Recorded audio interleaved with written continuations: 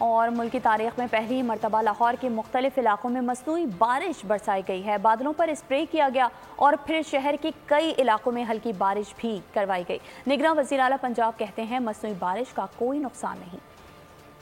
Smog کے روگ سے جان چھڑانے کے لیے لاہور میں مصنوعی بارش کا کامیاب تجربہ، بادلوں پر اسپرے کیا گیا جس سے شہر کے 10 سے 15 کلومیٹر کے قطر میں ہلکی پھلکی بارش ہوئی۔ نگراں وزیر اعلیٰ پنجاب محسن نقوی نے کہا مصنوعی بارش کے دوران 48 فلیئرز فائر کیے گئے، اس کا کوئی نقصان نہیں۔ پاکستان کا پہلا ایکسپیرینس تھا جو ہوا ہے اور الحمدللہ یہ کامیاب ہو گیا، اور اس سلسلے میں انوائرمنٹ کا محکمہ اور وہ یو اے کی پوری ٹیم جو ایک ایک چیز بڑی ڈیٹیل میں جا کے چیک کر رہی تھی اور پلان کر رہی تھی، آج الحمدللہ اس کا رزلٹ آ گیا۔ نگراں وزیر اعلیٰ نے کہا یہ تجربہ نیا ہے، ایک مرتبہ پتہ چل جائے تو اس تجربے کو دیکھیں گے، اس کے بعد اگلا فیصلہ کریں گے۔ ابھی اس کے اثرات پر نظر رکھے ہوئے ہیں۔ شہر میں اسموک ٹاورز بھی جلد انسٹال ہو جائیں گے۔ مصنوعی بارش کے لیے UAE حکومت کے 2 جہازوں نے کام کیا۔